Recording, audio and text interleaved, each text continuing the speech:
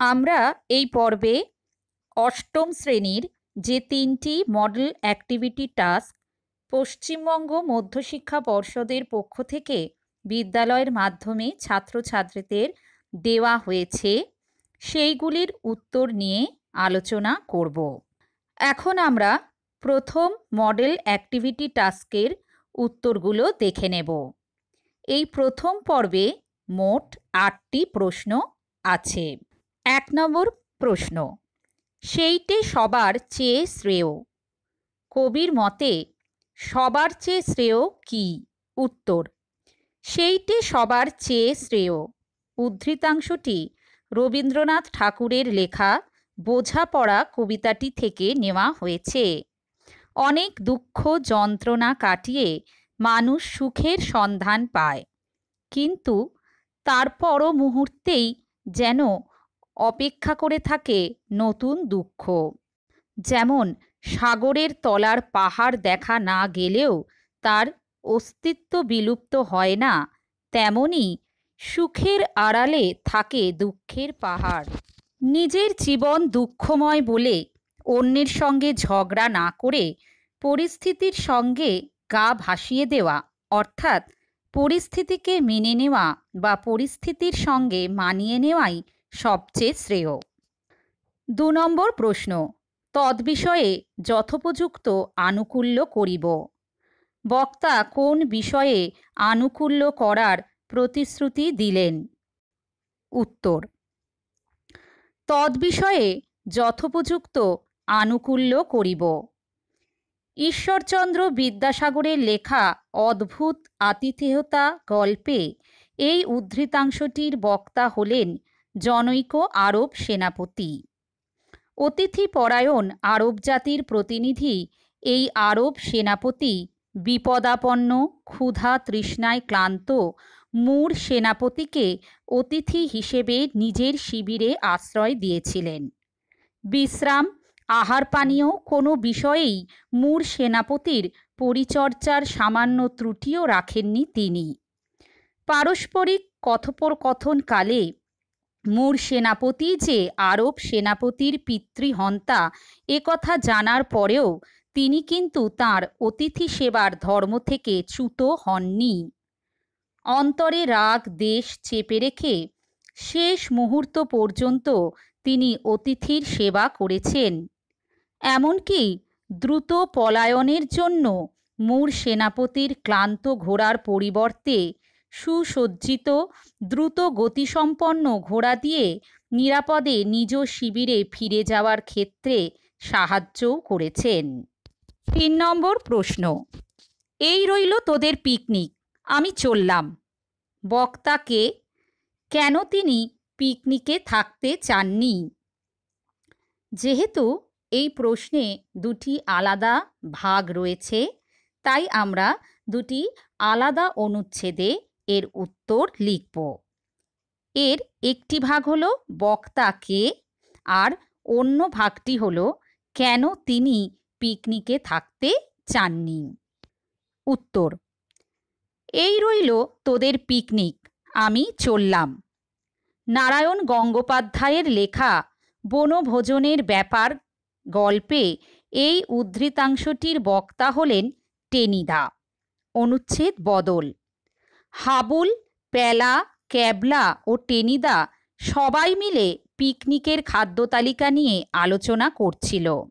হাবুল প্রথমে ডিমের ডালনা, রুই মাছের কালিয়া, মাংসের কোরমার মতো ভালো ভালো খাবারের নাম বললে টেনিদা মুর্গ মুসাল্লাম, বিরিয়ানি পোলাও, মসলদা দোসে, চাউ চাউ, স্বামী কাবাবের মতো আরও কিছু ভালো খাবারের নাম যোগ করে দেয়।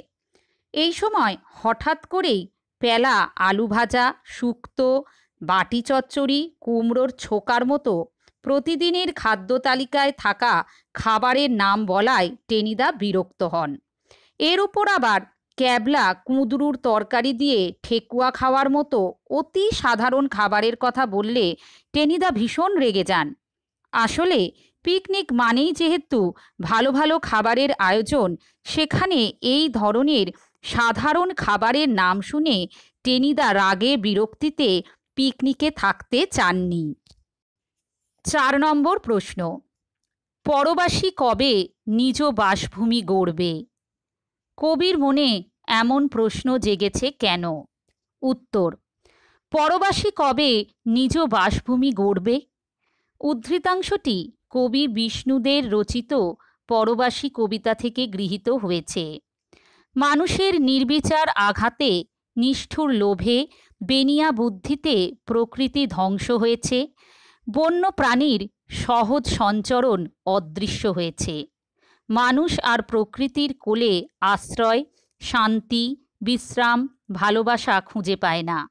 কবির কাছে তার অতীত জীবনের চেনা পরিচিত মাতৃভূমি আজ অপরিচিতের মতো হয়ে পড়েছে। এই আশ্রয়হীনতার যন্ত্রণায় কবিকে নিজ বাসভূমিতে পরবাসী অর্থাৎ পরের গৃহে বসবাসকারী করে তুলেছে। পরবাসীর মতোই নিজের ঠিকানা হারিয়ে ফেলেছেন তিনি। তাঁর চেনা স্বদেশ আজ তাঁর নিজের কাছেই সম্পূর্ণ অপরিচিত হয়ে উঠেছে।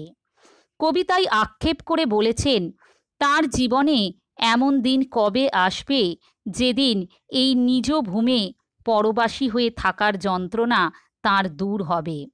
তিনি এদেশের কোনো এক কোণে খুঁজে পাবেন তার প্রকৃত আশ্রয়। কবে এই আশ্রয় পাবেন এ বিষয়ে সন্দেহ আছে বলেই কবির মনে এমন প্রশ্ন জেগেছে। 5 নম্বর প্রশ্ন, এইভাবে আমরা দেহরাদুন এক্সপ্রেসের সেই 3rd ক্লাস গাড়িখানিতে যেন এক পস্তু সাহিত্য গোষ্ঠী বা সম্মেলন লাগিয়ে দিলুম। লেখকের বক্তব্য অনুসরণে সেই পরিস্থিতির বিবরণ দাও। উত্তর, এইভাবে আমরা দেহরাদুন এক্সপ্রেসের সেই 3rd ক্লাস গাড়িখানিতে যেন এক পস্তু সাহিত্য গোষ্ঠী বা সম্মেলন লাগিয়ে দিলুম। উদ্ধৃতাংশটি সুনীতি কুমার চট্টোপাধ্যায়ের লেখা পথ চলতি গদ্যটি থেকে নেওয়া হয়েছে। স্বয়ং লেখক এই মন্তব্যটি করেছেন।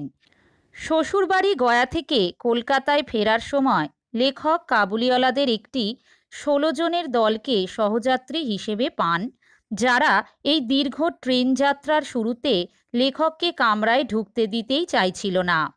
সেই পরিস্থিতিতে লেখক ফার্সি ভাষার শরণাপন্ন হয়ে তাঁদের সম্ভ্রম আদায় করেন।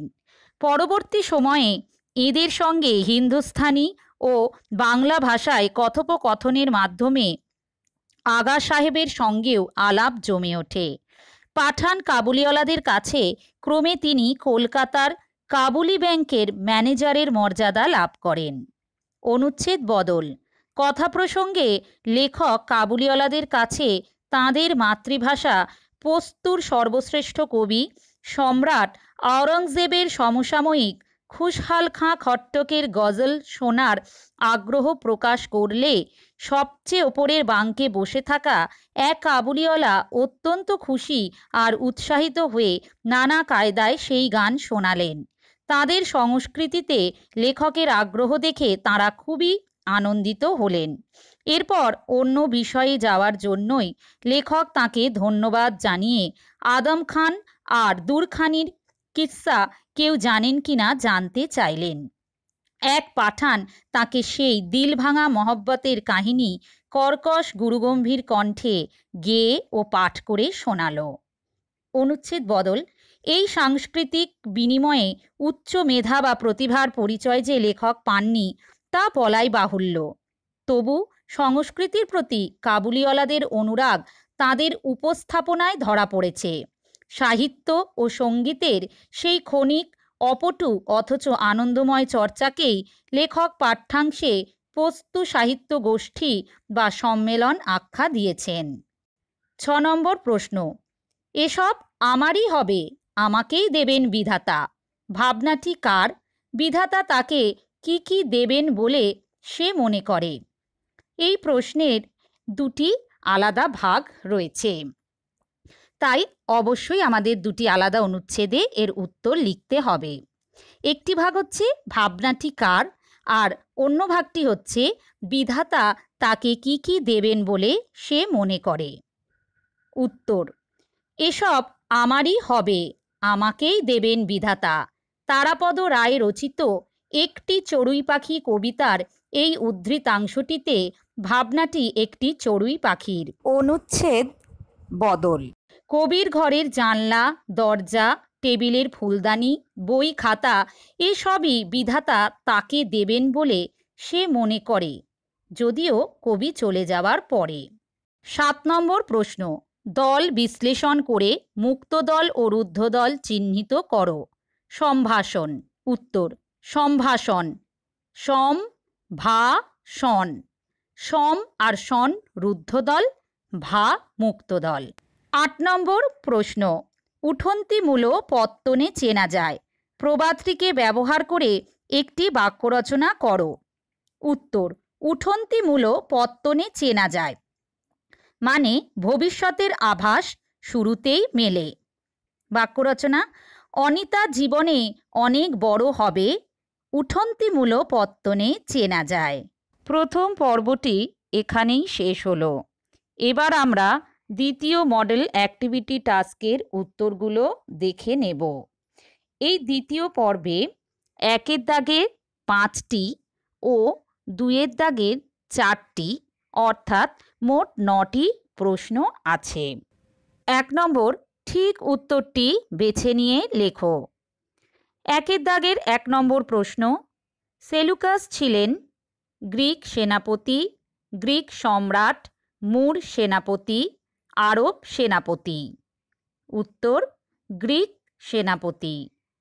1-এর দাগের 2 নম্বর প্রশ্ন, তোতাইয়ের চাই একটি সবুজ টিয়া, সবুজ চারাগাছ, সবুজ জামা, চশমা। উত্তর, সবুজ জামা। 1-এর দাগের 3 নম্বর প্রশ্ন, বাঘের বিক্রম সম মাঘের হিমানী।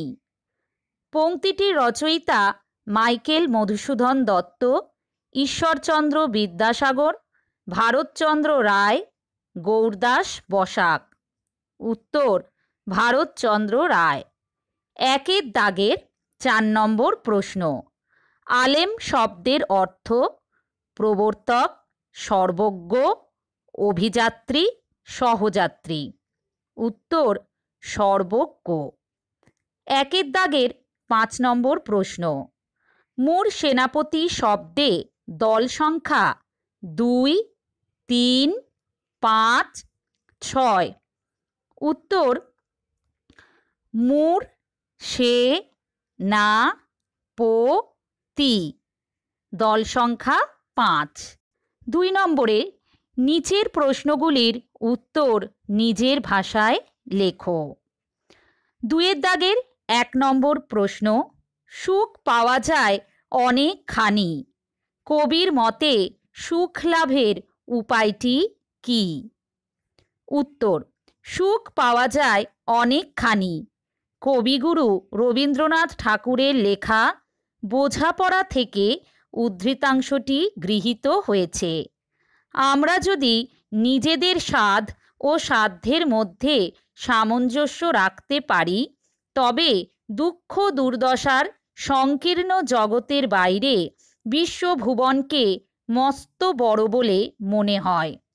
তখন আকাশ হয়ে ওঠে আরও নীল, ভোরের আলো মধুর হয়ে ওঠে, মৃত্যুর চেয়ে জীবনকেই পরম বরণীয় আদরণীয় বলে মনে হয়। নিজের সুখে সমস্ত জগৎকেই তখন সুখী বলে বোধ হয়। 2-এর দাগের 2 নম্বর প্রশ্ন, বন্ধুভাবে উভয় সেনাপতির কথোপকথন হইতে লাগিল। এই কথোপকথন গল্পের ঘটনাকে কিভাবে নিয়ন্ত্রণ করেছে? উত্তর, বন্ধুভাবে উভয় সেনাপতির কথোপকথন হইতে লাগিল। উদ্ধৃতাংশটি ঈশ্বরচন্দ্র বিদ্যাসাগরের লেখা অদ্ভুত আতিথেয়তা গল্প থেকে নেওয়া হয়েছে। এখানে আরব সেনাপতি ও মুর সেনাপতির কথোপকথন হয়েছিল। মুর সেনাপতিকে আরব সেনারা তাড়া করলে দিকভ্রান্ত হয়ে অত্যন্ত ক্লান্ত পরিশ্রান্ত অবস্থায় তিনি আরব শিবিরে এসে উপস্থিত হন। তিনি আরব সেনাপতির কাছে আশ্রয় ভিক্ষা চাইলে আরব সেনাপতি সে প্রার্থনা মঞ্জুর করেন এবং মুর সেনাপতিকে নিজের শিবিরে স্থান দেন। শুধু স্থানই দেন না, খাদ্য ও পানীয়ের ব্যবস্থাও করেন। খাদ্য পানীয় সেবন করে মুর সেনাপতির ক্লান্তি অনেকখানি দূরীভূত হলে দুই সেনাপতি নিজেদের ও নিজেদের পূর্বপুরুষদের সাহস ও লড়াই নিয়ে গল্প করেন। এই গল্প করতে করতে আরব সেনাপতি জানতে পারেন যে মুর সেনাপতি তাঁর পিতাকে হত্যার নির্দেশ দিয়েছিলেন। একথা জানার পরেও আরব সেনাপতি তাকে আক্রমণ না করে বরং মুর সেনাপতিকে ক্লান্ত ঘোড়ার পরিবর্তে সুসজ্জিত দ্রুতগতি সম্পন্ন ঘোড়া দিয়ে নিরাপদে নিজ শিবিরে ফিরে যাওয়ার ক্ষেত্রে সাহায্য করেন। বিদায়কালে মুর সেনাপতিকে নিজের প্রকৃত পরিচয় দিয়ে আরব সেনাপতি তাকে সূর্যোদয়ের পূর্বে প্রস্থান করতে বলেন, কারণ যুদ্ধের নিয়ম অনুযায়ী সূর্যোদয় হলেই আরব সেনাপতি অতিথিরূপী পরম শত্রু মুর সেনাপতিকে হত্যার উদ্দেশ্যে রওনা হবেন। তাই অন্ধকার থাকতেই মুর সেনাপতিকে বিদায় জানিয়ে অতিথি ধর্ম পালনের শ্রেষ্ঠ নিদর্শন পেশ করেন আরব সেনাপতি। অনুচ্ছেদ বদল। একদিকে আরব সেনাপতির আতিথেয়তা ধর্ম পালন ও অন্যদিকে পিতৃহত্যার প্রতিশোধ নেওয়ার প্রচেষ্টার মাধ্যমে কর্তব্য পালনের চেষ্টা, অর্থাৎ একদিকে ধর্মরক্ষা ও অন্যদিকে দায়িত্ব পালন, এই দুয়ের যে দ্বন্দ্ব, এই কথোপকথন হওয়ার ফলেই তার সৃষ্টি হয়। এইভাবেই এই কথোপকথন গল্পের ঘটনাকে নিয়ন্ত্রণ করেছে। 2 দাগের 3 নম্বর প্রশ্ন, মহাভারতের কোন চরিত্রটি কেন অপুর সবচেয়ে ভালো লাগে? এখানে একটি প্রশ্নের মধ্যেই দুটি প্রশ্ন রয়েছে। প্রশ্ন একটি হলেও যেহেতু তার দুটি ভাগ, সেই জন্য অবশ্যই দুটি আলাদা অনুচ্ছেদে এর উত্তর লিখতে হবে। একটি প্রশ্ন হচ্ছে মহাভারতের কোন চরিত্রটি, আর দ্বিতীয়টি হচ্ছে কেন অপুর সবচেয়ে ভালো লাগে। উত্তর, মহাভারতের কর্ণ চরিত্রটি অপুর সবচেয়ে ভালো লাগে। অনুচ্ছেদ বদল। কুরুক্ষেত্রের যুদ্ধে কর্ণের রথের চাকা মাটিতে বসে যায়। কর্ণ এক হাতে প্রাণপণে সেই চাকা মাটি থেকে টেনে তোলবার চেষ্টা করছেন। সেই নিরস্ত্র অসহায় বিপন্ন কর্ণের সকল অনুরোধ মিনতি উপেক্ষা করে অর্জুন তীর ছুঁড়ে তাকে মেরে ফেললেন। কর্ণ মহাবীর হওয়া সত্ত্বেও তিনি চিরদিনই কৃপার পাত্র। কর্ণের এই অসহায়তা, দুঃখ, কষ্টই অপুর মনকে ছুঁয়ে যেত। 2 দাগের 4 নম্বর প্রশ্ন, টিনের বাক্সে অপু কি কি রেখেছিল? এর মধ্যে দিয়ে তার চরিত্রের কোন দিক ফুটে ওঠে? এখানে দুটি আলাদা আলাদা প্রশ্ন রয়েছে, তাই দুটি আলাদা অনুচ্ছেদে এর উত্তর লিখতে হবে। একটি প্রশ্ন হলো টিনের বাক্সে অপু কি কি রেখেছিল, আর 2 নম্বর প্রশ্নটি হলো এর মধ্যে দিয়ে তার চরিত্রের কোন দিক ফুটে ওঠে।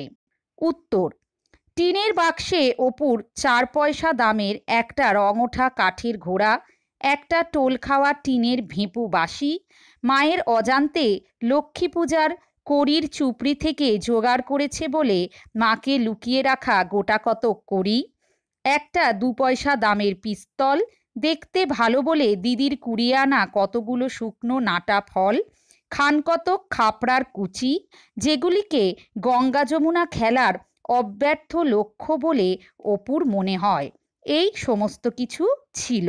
অনুচ্ছেদ বদল। এই সমস্ত কিছু খুব সামান্য তুচ্ছ জিনিস নিয়েই অপু মহা খুশি। এর মধ্যে দিয়ে তার চরিত্রের সারল্যের দিকটি ফুটে উঠেছে এবং অল্পে তুষ্টির মানসিকতার প্রকাশ ঘটেছে। দ্বিতীয় পর্বটি এখানেই শেষ হলো। এবার আমরা তৃতীয় মডেল অ্যাক্টিভিটি টাস্কের উত্তরগুলো দেখে নেব। এই তৃতীয় পর্বে দাঁড়াও থেকে 1 নম্বর প্রশ্নের অন্তর্গত 5টি, 2 নম্বর প্রশ্নের অন্তর্গত 2টি ও 3 নম্বর প্রশ্নের অন্তর্গত 1টি, মোট 8টি, এবং কি করে বুঝবো থেকে 1 নম্বর প্রশ্নের অন্তর্গত 5টি, 2 নম্বর প্রশ্নের অন্তর্গত 2টি ও 3 নম্বর প্রশ্নের অন্তর্গত 1টি, মোট 8টি, অর্থাৎ সব মিলে মোট 16টি প্রশ্ন আছে। দাঁড়াও। 1 নম্বর অতি সংক্ষিপ্ত প্রশ্ন। 1 দাগের 1 নম্বর প্রশ্ন, দাঁড়াও কবিতাটি কোন কাব্যগ্রন্থ থেকে নেওয়া হয়েছে? উত্তর, দাঁড়াও কবিতাটি শক্তি চট্টোপাধ্যায়ের লেখা শ্রেষ্ঠ কবিতা কাব্যগ্রন্থ থেকে নেওয়া হয়েছে। 1 দাগের 2 নম্বর প্রশ্ন, সকাল থেকে কবির কার কথা মনে পড়ছে? উত্তর, দাঁড়াও কবিতায় সকাল থেকে কবি শক্তি চট্টোপাধ্যায়ের তোমার কথা মনে পড়ছে। তুমি হলো মানবিকতা, সমগ্র পৃথিবীর মানুষের শুভ বোধ। 1 দাগের 3 নম্বর প্রশ্ন, কবি কিভাবে মানুষকে পাশে দাঁড়াতে বলেছেন? উত্তর, মান ও হুঁশযুক্ত মানুষরূপে মানুষকে ভালোবেসে দাঁড়াও কবিতায় কবি শক্তি চট্টোপাধ্যায় মানুষকে পাশে দাঁড়াতে বলেছেন। 1 দাগের 4 নম্বর প্রশ্ন, কবিতাটিতে মানুষ শব্দটি কতবার ব্যবহৃত হয়েছে? উত্তর, শক্তি চট্টোপাধ্যায়ের লেখা দাঁড়াও কবিতাটিতে মানুষ শব্দটি 8 বার ব্যবহৃত হয়েছে। 1 দাগের 5 নম্বর প্রশ্ন, দল বিশ্লেষণ করো। মানুষ, একলা, ভেসে, ভালোবেসে। উত্তর, মানুষ। মান, উষ দুটোই রুদ্ধদল। একলা, এক, লা, এক রুদ্ধদল, লা মুক্তদল। ভেসে, ভে, সে দুটোই মুক্তদল। ভালোবেসে, ভা, লো, বে, সে প্রতিটি মুক্তদল। 2 নম্বর সংক্ষিপ্ত প্রশ্ন। 2 দাগের 1 নম্বর প্রশ্ন, মানুষের পাশে মানুষ কিভাবে দাঁড়াতে পারে? উত্তর, মানুষ স্বার্থপরতাকে দূরে সরিয়ে আত্মকেন্দ্রিকতার ঊর্ধ্বে উঠে হিংসা, লোভ, লালসাকে জয় করে সংকীর্ণতাকে মুছে ফেলে মানবিকতা ও ভালোবাসা দিয়ে মানুষের পাশে মানুষ দাঁড়াতে পারে বলে দাঁড়াও কবিতায় কবি শক্তি চট্টোপাধ্যায় মনে করেছেন। 2 দাগের 2 নম্বর প্রশ্ন, দাঁড়াও কবিতাটির প্রথম স্তবকে প্রকাশিত কবির অন্তর্নিহিত ভাবনার পরিচয় দাও। উত্তর, শক্তি চট্টোপাধ্যায়ের লেখা দাঁড়াও কবিতায় কবি এক অশান্ত পৃথিবীর চিত্র তুলে ধরেছেন। মানুষের হাতে মানুষের অত্যাচার, নিপীড়ন, মৃত্যুই আজ মানুষের কান্নার কারণ। মানুষের জীবনে চরম হতাশার মুহূর্তে শুভ বুদ্ধি ও মানবিকতা নিয়ে মানুষকেই আজ মানুষের পাশে দাঁড়াতে হবে। মানুষের যাবতীয় দুর্দশার কারণ মানুষ নিজেই। মানুষ নিজেই আজ হিংসা, লোভ, লালসা, বর্বরতার ফাঁদ পেতেছে। স্বাধীনচেতা মানুষরূপে আর্ত, দুঃখিত, নিপীড়িত মানুষের পাশে এসে দাঁড়াতে হবে। সারা পৃথিবী জুড়ে মানুষের মনুষ্যত্বহীনতার ফলে মানুষের ক্রমশ একলা হয়ে যাওয়ার কথা এখানে রয়েছে। কবি এই অবস্থায় মানুষকে মানুষের পাশে এসে দাঁড়াতে অনুরোধ করেছেন। 3 নম্বর রচনাধর্মী প্রশ্ন। 3 দাগের 1 নম্বর প্রশ্ন, দাঁড়াও কবিতাটির বিষয়বস্তু আলোচনা করো। উত্তর, শক্তি চট্টোপাধ্যায় তাঁর দাঁড়াও কবিতায় মানুষের আর্ত অসহায় রূপটি তুলে ধরেছেন। কবিতাটিতে একদিকে যেমন মানুষের দুর্দশা, মনুষ্যত্বের ও মানবিকতার অপমান ও লাঞ্ছনার কথা, অন্যদিকে তেমনি অসহায়, অত্যাচারিত ও ভেঙে পড়া মানুষের পাশে দাঁড়ানোর কথাও আছে। এ কবিতায় কবির উদ্দিষ্ট তুমিই হলো সেই মানবিকতা ও মনুষ্যত্ব বোধ যার কাছে কবি প্রার্থনা করেছেন বিপদের দিনে এইসব দুঃখী একলা মানুষের পাশে দাঁড়াতে। এ কবিতার মূল সুরই হলো মানুষের পাশে দাঁড়ানোর, মানুষের অসহায়তার ও দুর্দশার থেকে মুক্তির পথ নির্দেশ। আর্ত নিপীড়িত মানুষদের জন্য কবির বেদনা যেমন প্রকাশ পেয়েছে, তেমনি সভ্যতাকে বাঁচানোর আর্তিও ফুটে উঠেছে।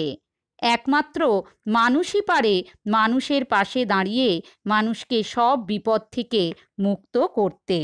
কি করে বুঝব? 1 নম্বর অতি সংক্ষিপ্ত প্রশ্ন।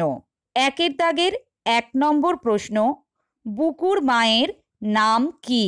উত্তর, আশাপূর্ণা দেবীর লেখা কি করে বুঝব গল্পে বুকুর মায়ের নাম নির্মলা। 1-এর দাগের 2 নম্বর প্রশ্ন, বুকুদের বাড়ি কলকাতার কোন অঞ্চলে? উত্তর, আশাপূর্ণা দেবীর লেখা কি করে বুঝব গল্পে বুকুদের বাড়ি কলকাতার ভবানীপুর অঞ্চলে।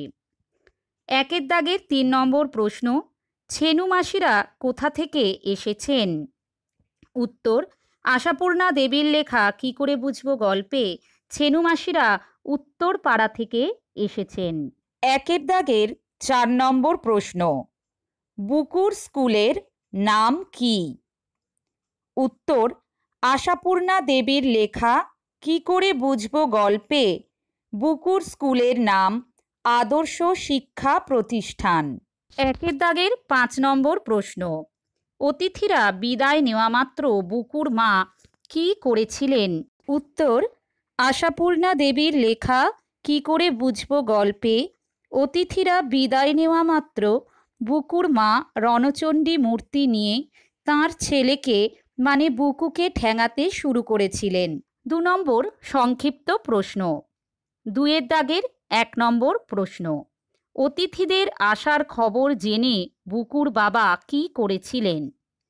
উত্তর, আশাপূর্ণা দেবীর লেখা কি করে বুঝব গল্পে অতিথিদের আসার খবর জেনে বুকুর বাবা রেগে আগুন হয়ে যান।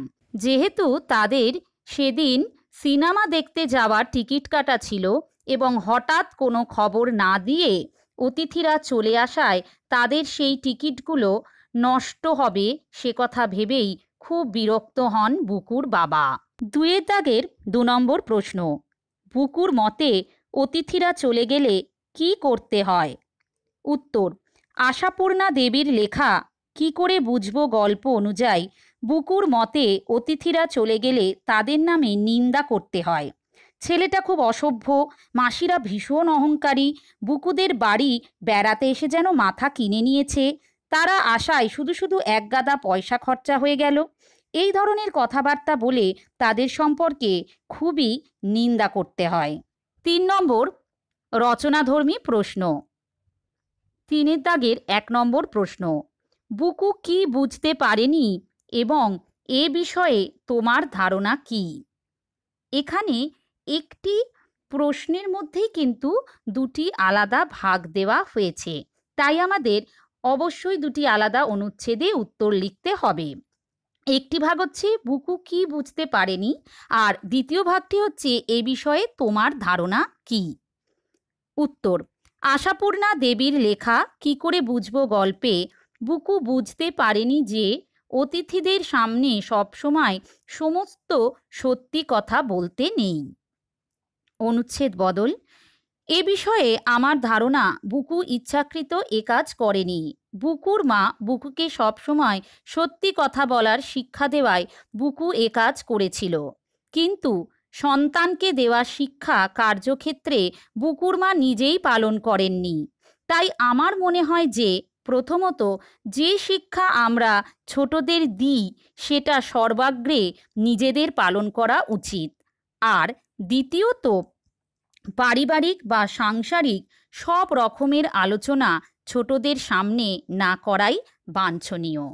8ম শ্রেণীর 3টি মডেল অ্যাক্টিভিটি টাস্কের প্রশ্ন উত্তরগুলো এখানে আলোচনা করা হলো। আশা করি এর থেকে অবশ্যই তোমরা কিছুটা সাহায্য পাবে।